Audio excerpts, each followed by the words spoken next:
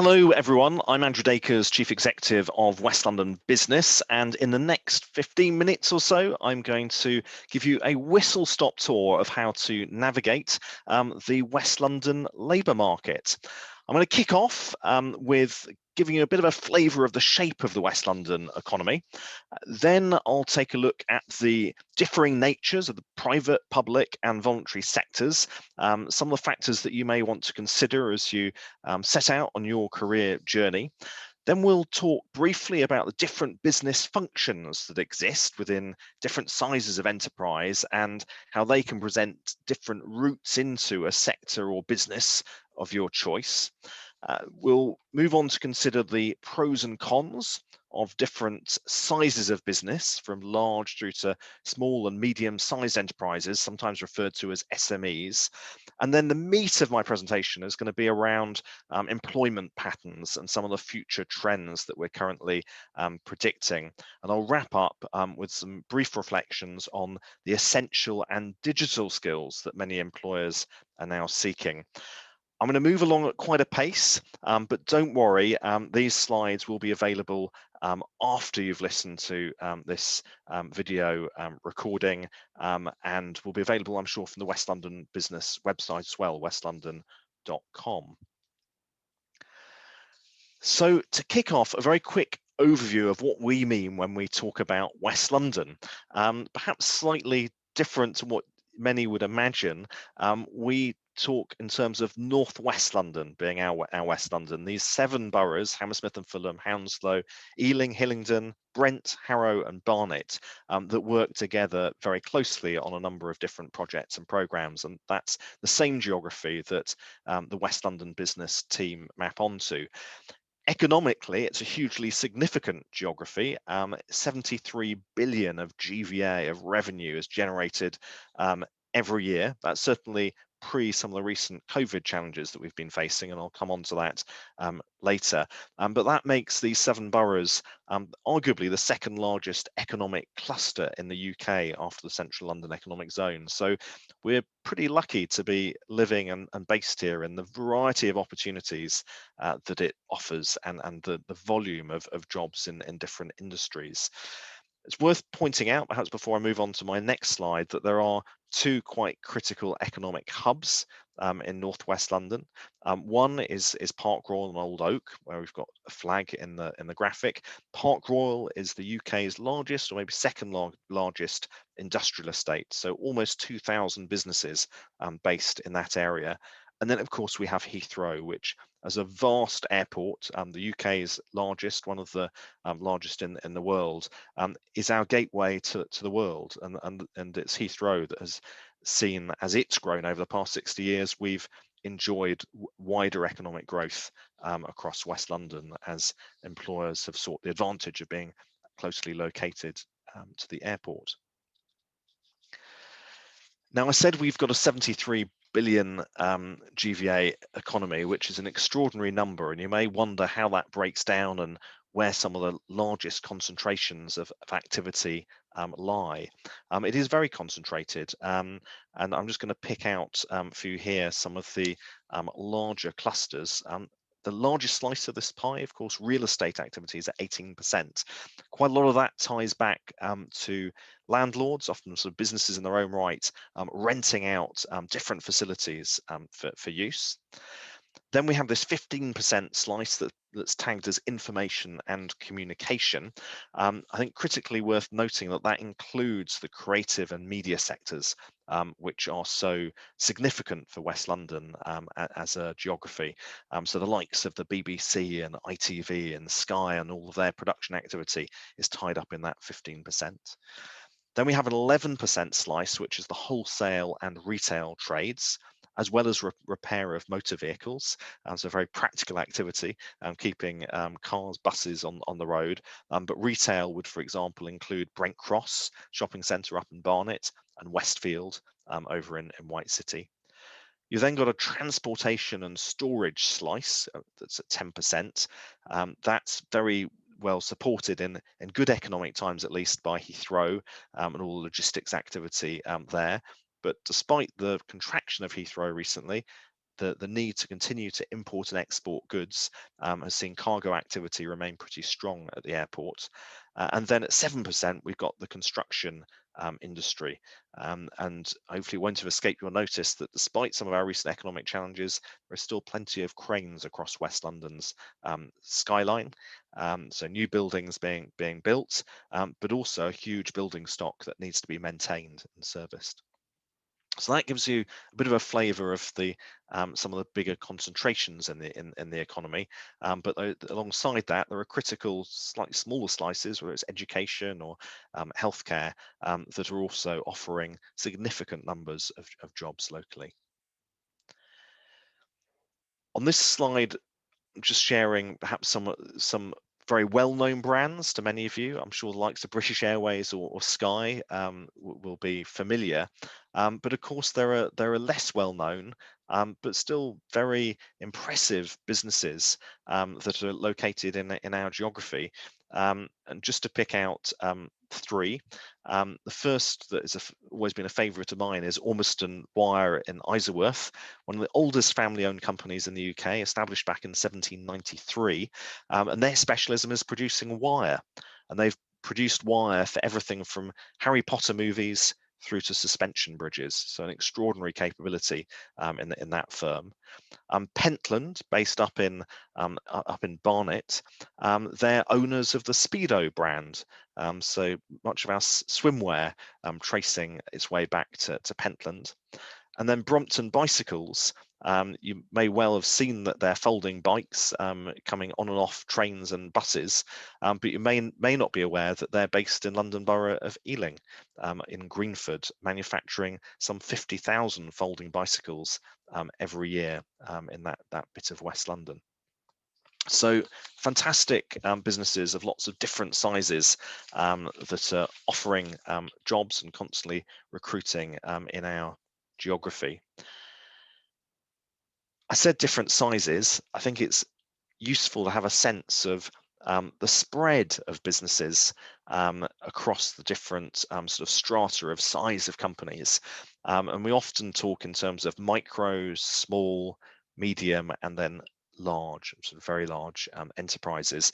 And if you look on the right of this table, you can see the totals for our 7 West London or Northwest London boroughs. Very strikingly, of 120,000 odd businesses in total, 110,000 of those are micros, so employing 0 to 9 members of staff. You know, that's the long tail, and you know, that's where an awful lot of us will end up working in those micro enterprises. Here at West London Business, we're just at a point where we're moving from employing 9 staff to employing 10 staff. So moving from being a micro to a small organisation. Just over 10,000 organisations and largely businesses in our area are employing 10 to 49 staff. So they're small businesses. And then the numbers start to get a lot smaller, just over 2,000. Medium-sized, employing 50 to 249 staff, and in the very large corporation sort of strata and business strata, 375 businesses across our seven boroughs.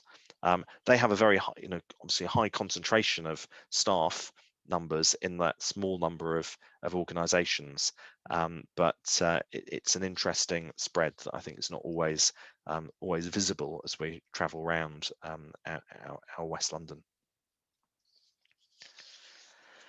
So what might you be weighing up when you look at the public sector? So I'd give you here an example of Hillingdon Council as an employer.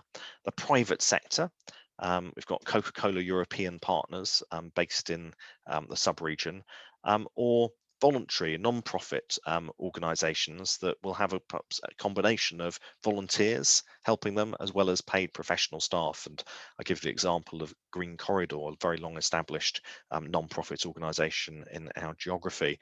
Well, on the private sector dimension, I'm just going to highlight one advantage, being that whilst the public sector has, over the past 10 years since the last financial crisis, perhaps been contracting, we've seen quite considerable growth in numbers of businesses and job opportunities in the private sector.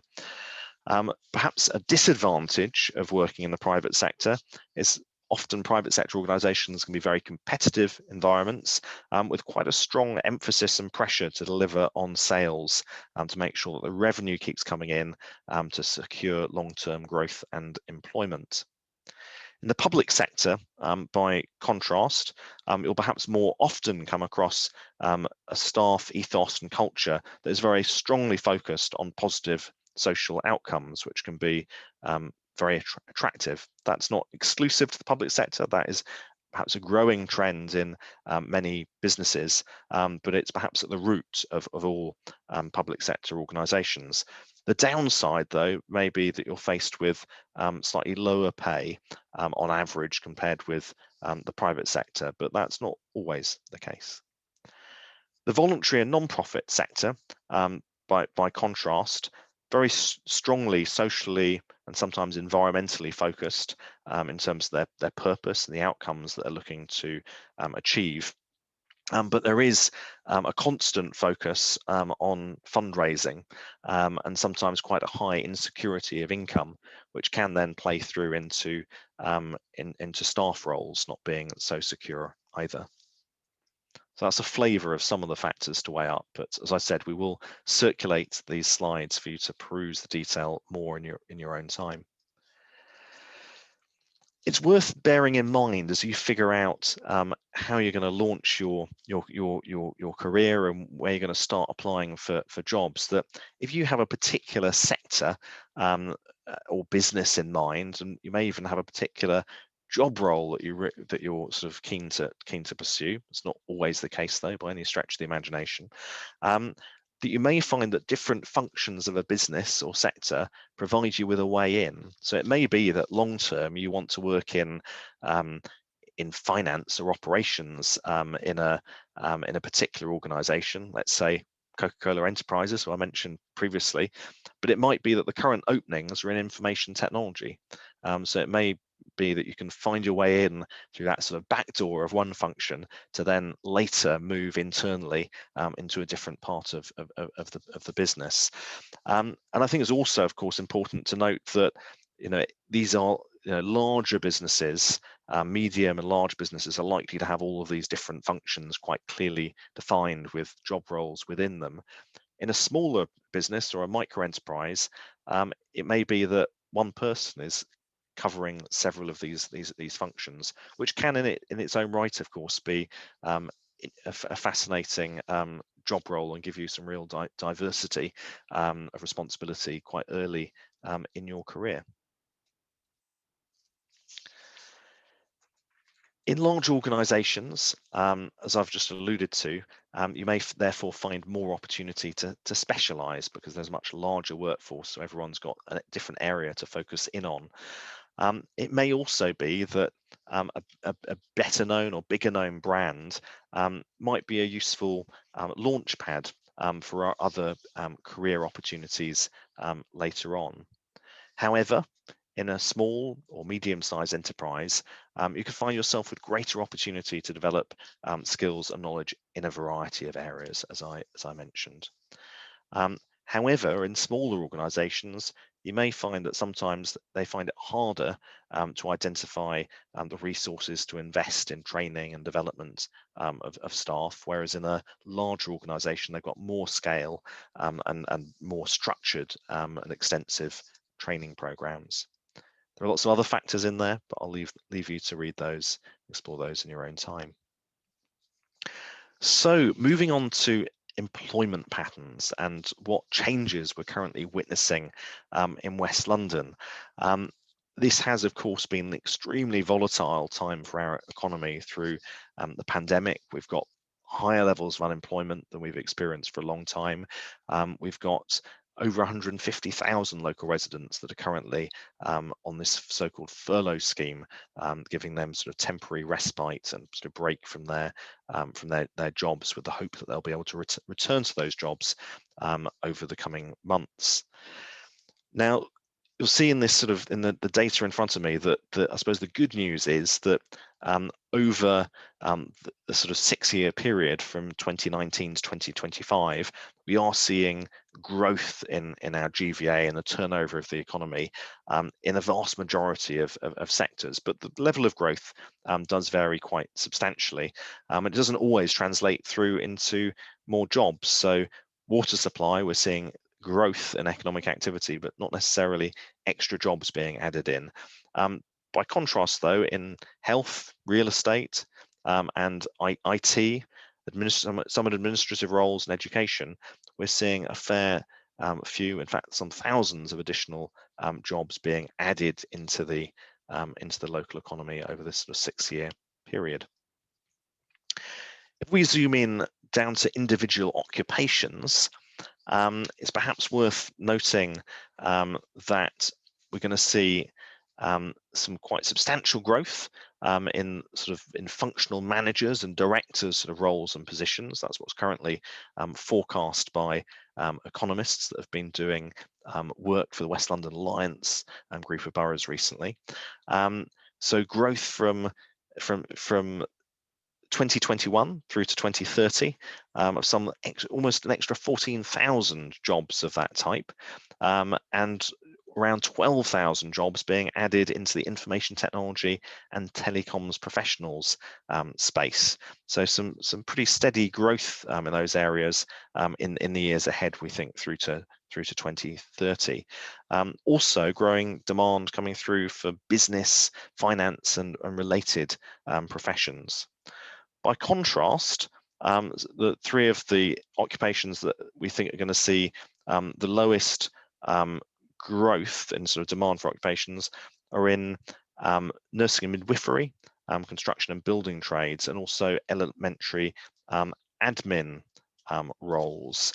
But it's important to note there that there is still, as you can see, the need for some 11,500 kind of jobs in nursing and midwifery, and some 9,000 in construction and building trades to be filled with skilled individuals. And those aren't always easy roles for the recruiting organisations to fill. So still a good number of jobs in those areas, and really important roles for the overall success of our community and economy. Those elementary admin roles dropping quite substantially over the next decade, and that is largely down to IT increasingly perhaps starting to replace some of the very basic roles that might have been fulfilled previously. But the headline news, I think, is very much good news that all of our boroughs are forecasting a growth in the number of jobs over the next decade, and an overall growth from just over 1 million, 1.06 million jobs in 2021, through to 1.15 million jobs across the boroughs, we think, in 2030. So very encouraging. However, as I've touched upon, this has been extraordinarily challenging 12 months for our economy. We've actually seen a shrinkage in our economy of some 10% over the past year. You can see here that almost every part of our economy has seen quite sharp contraction. Unsurprisingly, with the shrinkage in activity at the airport, that's been perhaps most stark in accommodation and food services. But other other COVID impacted sectors include the arts, entertainment, recreation. The 3 sectors that perhaps held up and shown the most resilience, certainly in GVA and revenue terms, are water supply. We still all need water to live and work. Real estate and also public administration have held steady. Where the impact has, of course, been starkest in West London is, of course, Heathrow Airport and related businesses. We've seen some tens of thousands of jobs lost in aviation, and the sector is going to take many years now to fully recover. But some more good news for you is that one of the indices that we're constantly watching at West London Business is Indeed, the employment website, and they're reporting, certainly as of the 7th of May, that they're now just 3.6% below their baseline in number of jobs being posted back in February 2020, so before the pandemic hit. So that employers are back out there in the marketplace advertising roles and recruiting so strongly is really encouraging news to see. Now, of all of the sectors that I've sort of touched upon today, you may be wondering what's perhaps one of the hottest sectors in West London at the moment, and we reckon that certainly one of a few to watch is film and TV. Perhaps you might describe it as the screen industry of today. West London has for decades been a bit of a hub for film production in the UK and arguably globally. This map gives a flavour of just how many film studios we've got across this kind of northwest London arc, and then a number of businesses that are critical to the supply chain for the film and TV sector. Sky Studios in Osterley stands out for me. Almost 10,000 staff in pre-COVID times on their campus. West London Film Studios, home to a number of significant movies being produced in recent years. They're based in Southall. Ealing Studios, perhaps the most famous brand, and then just adjacent to Sky, but little known, is the Gillette Building Studios, where a number of films for major global studios have been shot in recent years. So lots of activity, but actually an industry that has been struggling to fill all of the jobs that they've made available in the industry as it's grown in recent years.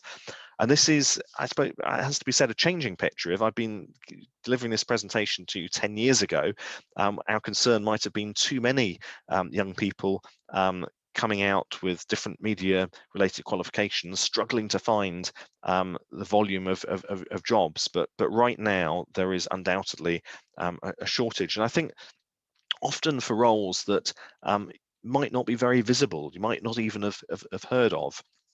I'd highlight in film, the marketing officer role, perhaps not something you'd immediately think about, but a critical bit of the production team jigsaw.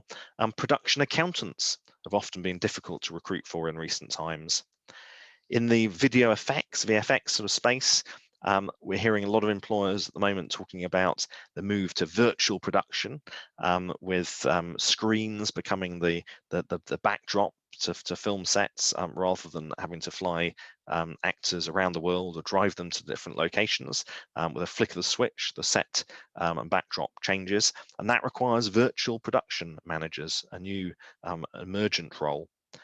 In the animation space, there are both animators needed for sort of 2D traditional sort of high-end quality production, but also now the roles will drill down to the level of having character level effects artists. So real diversity of roles for you to perhaps explore further on this summary slide. And that's data from the industry body Screen Skills. The same organisation has been exploring with employers what's changing and how this space is going to keep evolving. And what they're seeing is the need for ever more advanced digital skills. A lot of technology now and skills from the gaming industry are transitioning across into this virtual production space and will shape the outlook in future years for recruitment. There's also a need for what they describe as fusion skills, as they see this convergence between technology and creativity being inherent to the future of the industry, and therefore a need for more new employees that can blend both the creative with an advanced level of technological understanding and skill. So that's film, but I just want to wrap up talking to you briefly about both essential skills and digital skills in their broadest sense. So the employer community today is increasingly looking at these 8 skills that have been defined by the Skills Builder Partnership. So you've got underneath the communication banner, listening and speaking. In the creative problem-solving space, employers looking for problem-solving skills and abilities as well as creativity. In the self-management space, a need for staff that can stay positive and also aim high, bringing real ambition to their roles and future career trajectory. And then finally, a huge importance placed on an ability to collaborate, bringing leadership skills to every situation and also team working abilities.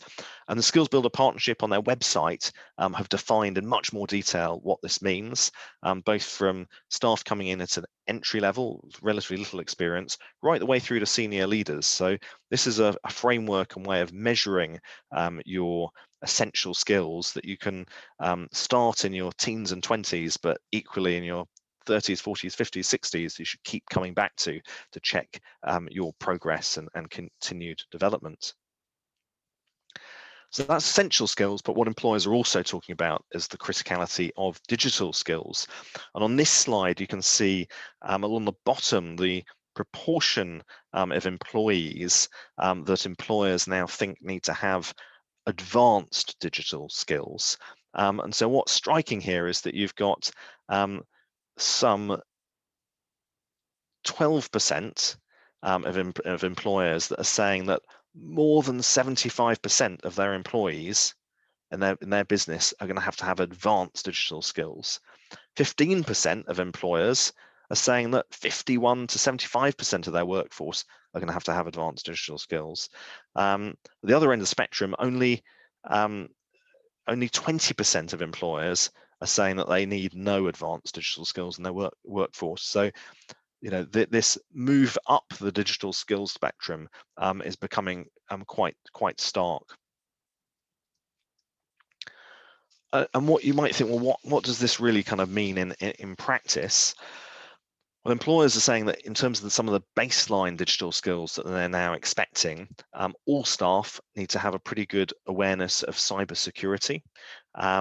You're also seeing employers on this slide highlighting office software as being a sort of baseline digital skill. And I hear a lot of employers saying that that means that they want folk coming into their business that don't just have a basic understanding of how to use Excel, for example, a spreadsheet software to its fullest potential.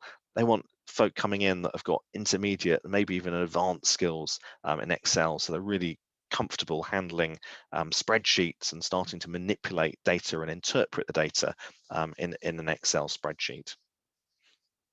There are also, of course, sector-specific skills that are increasingly becoming critical in this digital skills space. So here you're finding employers wanting staff coming in with a level of confidence and familiarity with 3D printing. In the construction space, employers are now talking about the criticality of building information modeling, BIM, and equally digital marketing skills are coming through very strongly into the retail environment, which I touched on before is again one of our significant sectors in West London. Another way of looking at the space, of course, is digital roles. And I think some of those that are listed here at the bottom would be very familiar. But what we're finding a lot of employers now talking about is big data, huge pools of data that they're gathering up through the everyday operations of their business, and the need for staff that can specialize in the analysis of those big pools of data. So a whole variety of new roles and opportunities emerging as we become a much more digitally advanced economy. So to wrap up, a few kind of key takeaways I hope for you from this whistle-stop tour of West London's economy and labour market today. You know, important to note just how diverse our economy is in West London. You know, it really is rich with opportunity, but also some quite significant concentrations of activity and particularly large sectors. I think it's important to remember that you're just as likely to work in a small business as a large one, and businesses of all shapes and sizes offer plenty of exciting opportunities for you to grasp. It's worth reflecting, though, on the different cultures of different sizes and types of organisation as you start to make choices about where you might most want to seek out employment opportunities, or indeed progress onto more studies to set yourself up as best as possible to access those opportunities. There are hidden roles out there that you might not have considered or even heard described previously in your sector or employer of choice. So do probe as deeply as you can into what's out there, and think laterally about how you might get your initial foot in the door of an employer or sector. COVID has created a lot of volatility in our labour market, but the good news is, as I said, if you look at the Indeed data, job adverts are now almost back to their pre-pandemic levels. And finally, essential and digital skills are now vital in pretty much all roles.